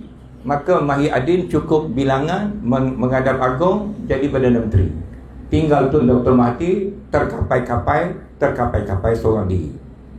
Jadi saya nak beritahu, PAS ni dia dah berjanji sokong Tun Mahathir, tetapi tiba-tiba dia tarik sokongan. Tapi Tun Mahathir tak serik dengan apa yang telah PAS buat pada dia. Jumpa pula Tugu Haji Hadi untuk dapat sokongan sekali lagi. Ya. Tetapi kita boleh agak PAS punya pendirian, mana yang buah yang lebih dekat dengan dia atau buah yang dia telah makan, dia tak akan tinggal. Buah yang jauh lagi, dia bye-bye. Ya. Jadi dia dah ada kerajaan, dia ada lantik jadi menteri. Mengapa dia nak ambil risiko sokong Tun Mahathir bentuk kerajaan yang baru? Kecuali kerajaan ditumbang, Tun Mahathir jadi menteri balik, dia duduk sebelah Tun Mahathir balik. Jadi soalannya, kenapa ada lagi? Saya tak nampak ada lagi. Jadi kalau saudara nampak, saudara urus sendirilah. Saya tak ada nampak, ya. Boleh macam tu jawapan? Boleh? Puas hati tak? Okey. Okey. Sekejap aja, saya nak tanya soalan. Saya takut handphone bateri habis. Bentar dulu. Saya nak tanya satu soalan pada Datuk mengenai satu khutbah itu. Datuk dengar saya baca satu perengganan khutbah. Lepas tu Datuk komen lah, marilah kita bersama-sama merebut peluang ini dengan mempertingkatkan amal ibadah serta mengukuhkan penyatuan umat Islam, khususnya dalam politik. Semoga kita dapat mengekalkan kuasa pemerintahan negeri dan negara ini di bawah pemerintah Melayu Islam dan Raja Berperlembagaan.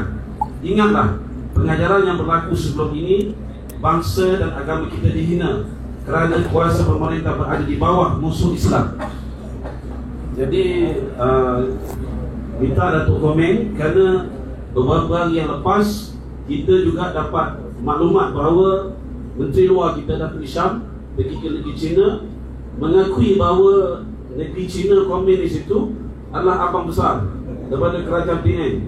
Dan Menteri Luar China kata bukan abang besar, adik-beradik. Komen itu kerana selama ni mereka menuduh PAP sebagai komunis. Okey, ada dua soalan lah di sini, ya. Nombor satu,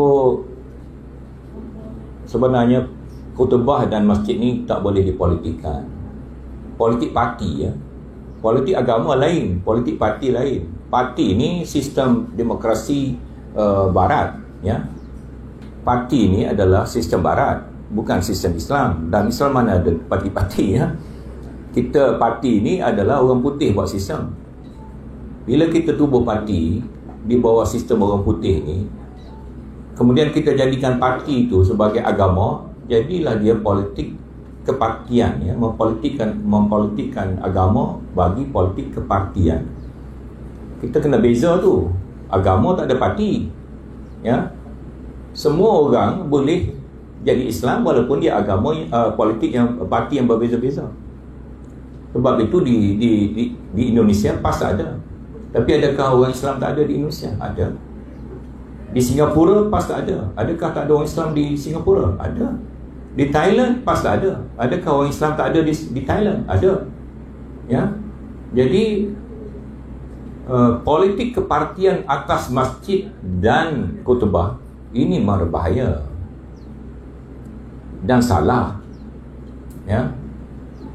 Sebab itu saya seorang, bila Covid ni datang baru ni, masjid kita kena tutup. Kalau kita jadi kerajaan, saya akan cadang kita buka masjid, tapi dengan SOP yang ketat. Ya. Sekarang masjid dah buka, baru ni tutup. Covid dah habis ke? Ada lagi Covid. Tapi pasal apa baru ni kita tak boleh buka masjid walaupun untuk 20 orang, 100 orang, 500 orang? Kalau masjid muat 5,000 orang, kita semayang 500 orang, apa masalah dia? Sekarang boleh pula saya semayang di masjid KLCC, penuh satu masjid. Ya. Jarak kita jaga juga, tapi satu masjid penuh. Kenapa baru ni tak boleh? Jadi ada sebabnya. Sebabnya Allah SWT nak ajar kita tutup masjid sekejap, kerana masjid ni telah disalahgunakan. Kuliah-kuliah ini adalah kuliah politik kepartian, bukan kuliah Islam. Sehingga orang parti lain pergi, kena bambu, kena hentam dalam khutbah tu, dalam kuliah itu. Bukan nak ajak orang kepada Islam, tetapi ajak orang pada parti. Ya. Hampir setahun kita masalah masjid kita tak boleh buka. Tolonglah kita insaf, muhasabah balik kenapa Allah buat macam ni. Sehingga ustaz-ustaz ni biasanya dia pergi kuliah, dia dapat duit RM30 kalau kampung, RM500 kalau bandar. Bila tak boleh kuliah kerana Covid, ustaz pun tak boleh cari makan, tak boleh kuliah di masjid-masjid. Kenapa Tuhan buat macam ni? Allah jadikan macam ni suruh kita insaf. Jangan mempolitikkan masjid, jangan mempolitikkan khutbah. Dan oleh kerana khutbah itu adalah khutbah politik, maka kita bahas secara politik. Hari ini saya tak nak ulas lah khutbah itu ya.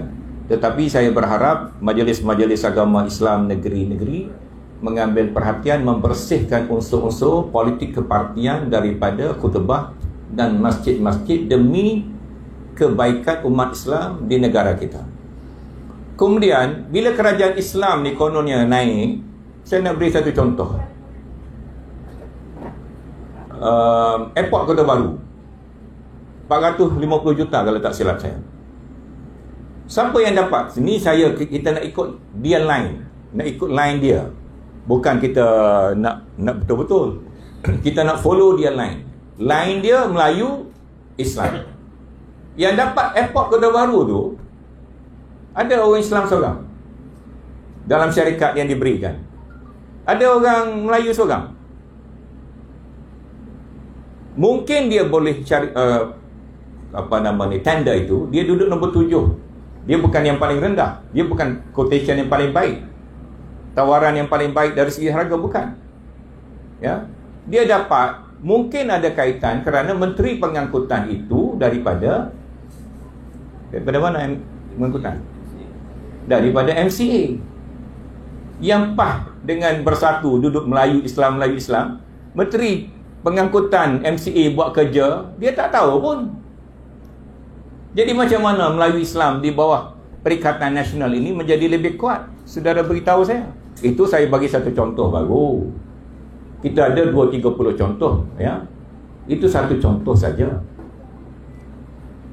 Kita jual pasir kita ke negara China. Masa PH kita gantung. Bukan salah. Secara perniagaan tak salah. Tetapi secara semangat kebangsaan ada kesan strategik. Ya, menjual khas bumi kita untuk negara lain membesarkan bumi dia. Kita tak pandang wang. Pemerintahan kita telah membekukan ekspor pasir. Di bawah kerajaan Melayu Islam ni, ekspor pasir dihidupkan balik. Berapa orang Melayu yang dapat hasil tu? Saya nak tanya, yang buat kutubah ni, tukang buat kutubah, ustaz yang buat kutubah ni, saya nak tanya dia, berapa orang Melayu yang dapat peluang daripada penjualan pasir ke negara asing? 2 contoh cukup lah. Lain hari kita dialog lagi. Kalau habis terus hari ni, saudara tak panggil dah saya. Ya, kemudian tentang Big Brother China. Semua orang, saya baca komen orang Cina, ya. Orang Melayu ni tak payah baca lah. Kita komen orang Cina. Sosial media budak-budak Cina lagi nasionalistik daripada kita. Orang rakyat Malaysia berketurunan Cina mempersoalkan kenyataan menteri luar kita Ron Pris mengatakan China, negara China adalah abang long kita. Ini dah macam jadi masuk kumpulan apa nama tu? Apa dia? Yang apa, Pakida. Abang long, abang ngah, abang apa semua. Kita dah masuk Pakida dengan China. Kita lantik abang long. Ya, ayahanda, abang long. Jadi siapa ayahanda ni? Jadi kalaulah PH yang kata ni, Menteri Luar dulu nama apa? Saifuddin Abdullah. Kalau Menteri Luar PH kata macam ni, kiamat lah. Tapi budak-budak Cina more nationalistic. Budak Cina yang mempersoalkan. Kenapa kata macam ni? Dari segi hubungan diplomatik, kita, Datuk Seri Anwar Ibrahim kata, mundur ke belakang 25 tahun atau 50 tahun. So, kesimpulan saya, apa yang kita katakan kerajaan Islam itu adalah inti Islamnya, bukan sarung luar Islamnya. Ya, bukan semangat dan emosinya, tetapi fundamental dia. Yang jadi asas, yang menjadi tiang-tiang ajarannya. Kalau kita ambil kulit luar tetapi intinya tidak ada, kita jadi macam inilah. Ya. Kemudian bila ekonomi kita jatuh, siapa yang rugi? Bila kita daruratkan negara, ekonomi jatuh, yang rugi adalah orang Melayu. Peniaga kecil kampung pun rugi. Yang jual tepi jalan pun rugi kerana ekonomi kita terhalang, merosot, mengecut. Jadi macam mana kita kata bila kita memerintahkan nama Melayu Islam, kita akan jadi kuat? Bukan macam itu, bukan secara auto, ya. Dia menjadi kuat dengan program-program yang tersusun, yang ada objektif, dengan pemimpin-pemimpin yang berwawasan. Kalau setakat yang ada hari ini 70 menteri, kenapa kita kena ada sampai macam tu ramai? Tak boleh kita potong setengah menteri itu, kita bagi 30 saja. Duit yang lebih itu kita bagi pada peniaga-peniaga kecil, budak-budak Melayu yang tak cukup duit. Itu cara tolong Melayu. Bukan menteri Melayu jadi ramai, maka kita jadi kerajaan Melayu. No way. Saya rasa saya cukup di sinilah. Penat dah. Ini pun kira overtime dah ni. Ya? Berapa jam dah ni, ya? Jadi kecuali soalan terakhir lah. Kalau tidak nanti kena bayar lebih lah. Macam mana ni? Kan? Ya. Tapi ada soalan Facebook tu. Ada soalan Facebook bagi last. Okey. Pak Haji Zul ada soalan daripada Facebook Datuk Usam. Saya akan tanya Datuk. Sila Haji. Sila. Bismillahirrahmanirrahim. Assalamualaikum warahmatullahi wabarakatuh. Assalamualaikum. Soalan ini saya ada 2 soalan untuk YB Senator.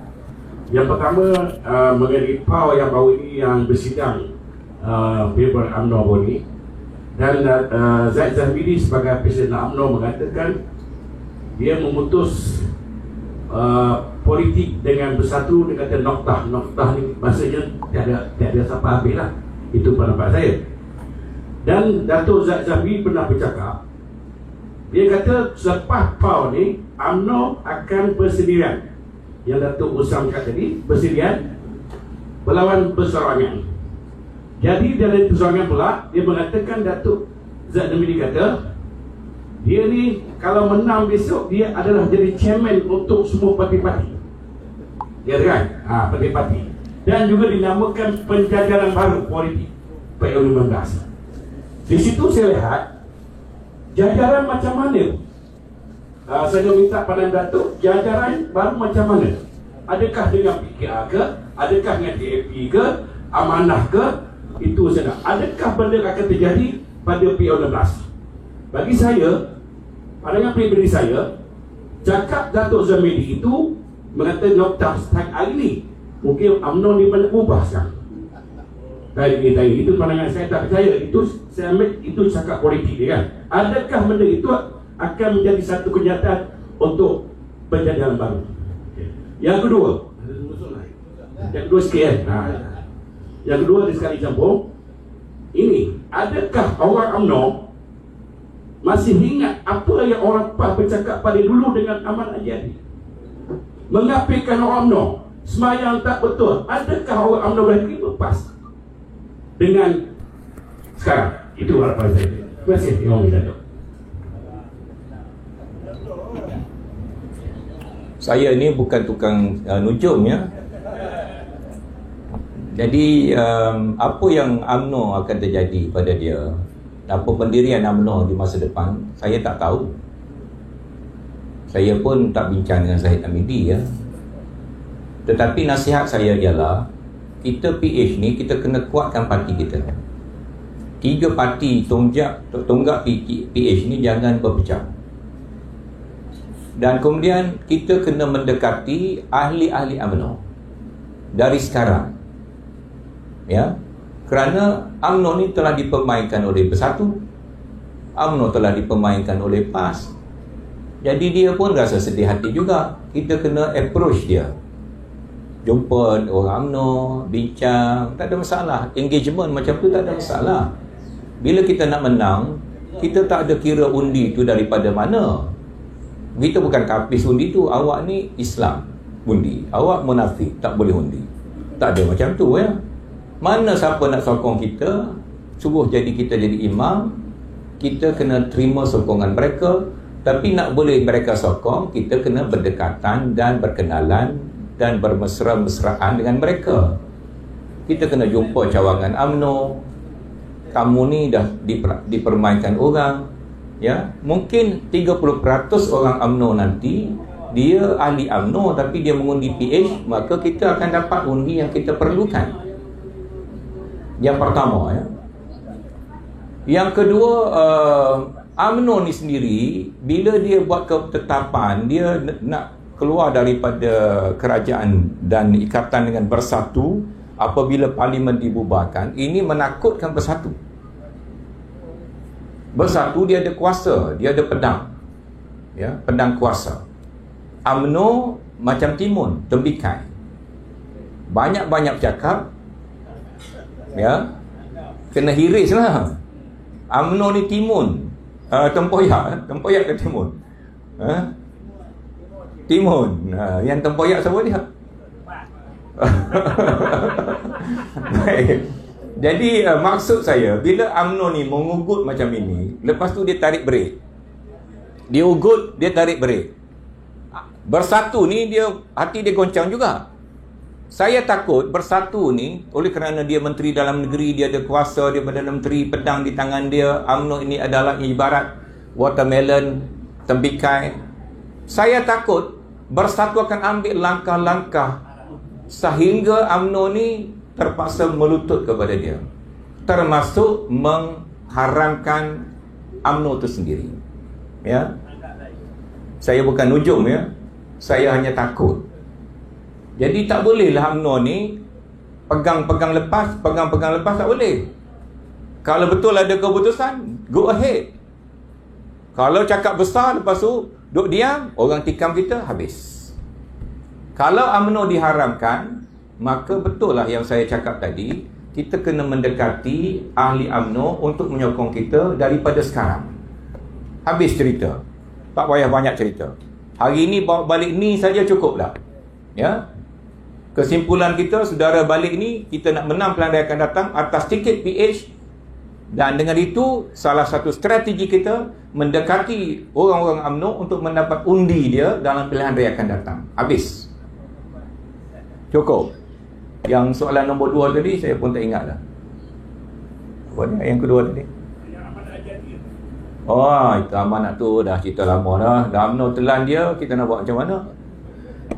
Okey, soalan Facebook. Soalan Facebook ada, saya pilih lah, dia ada 5 soalan sini. Soalan pertama daripada Johan A. Tabrani.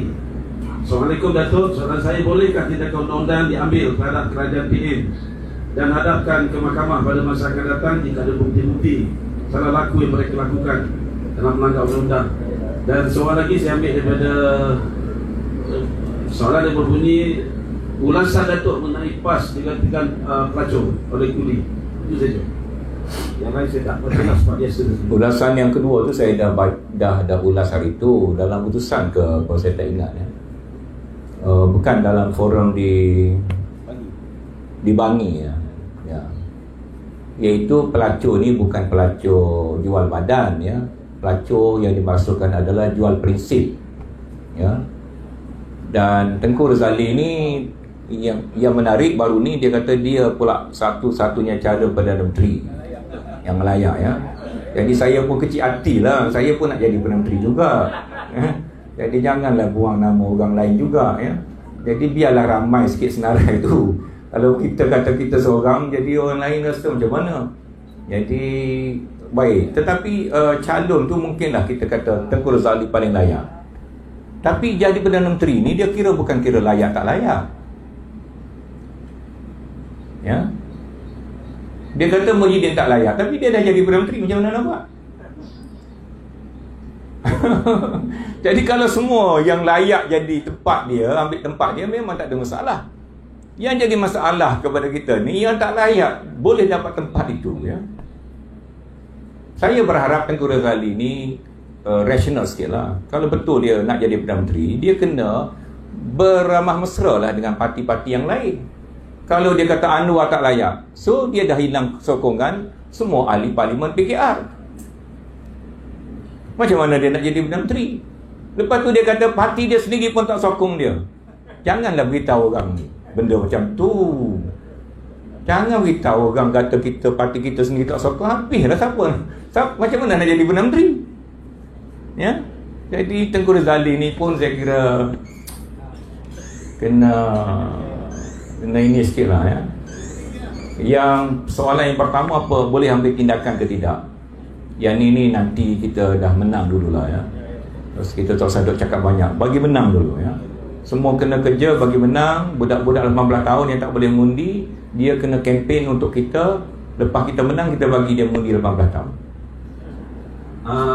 Saya mohon maaf kerana terlupa ya. Sepatutnya kita ada mohon sumbangan derma lah seikhlas daripada tuan-tuan dan perempuan untuk aktiviti NGO kita. Jadi mudah-mudahan NGO kita ini dengan sumbangan tuan-tuan seikhlas hatinya, kita akan terus dapat menghulurkan kebajikan kerja amal kepada seluruh masyarakat. Jadi mohon tuan-tuan dapat menghulurkan sedikit lah ya, kepada terpulanglah kepada tuan-tuan ya.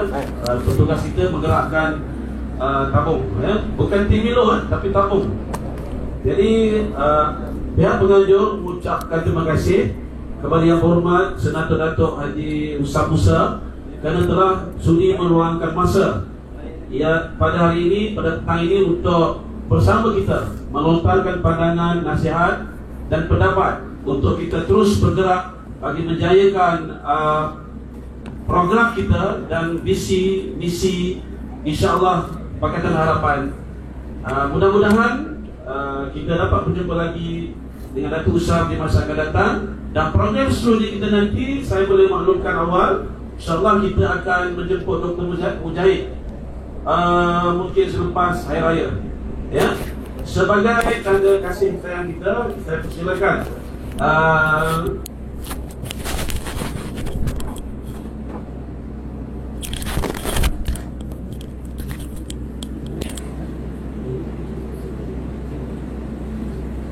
Jadi saya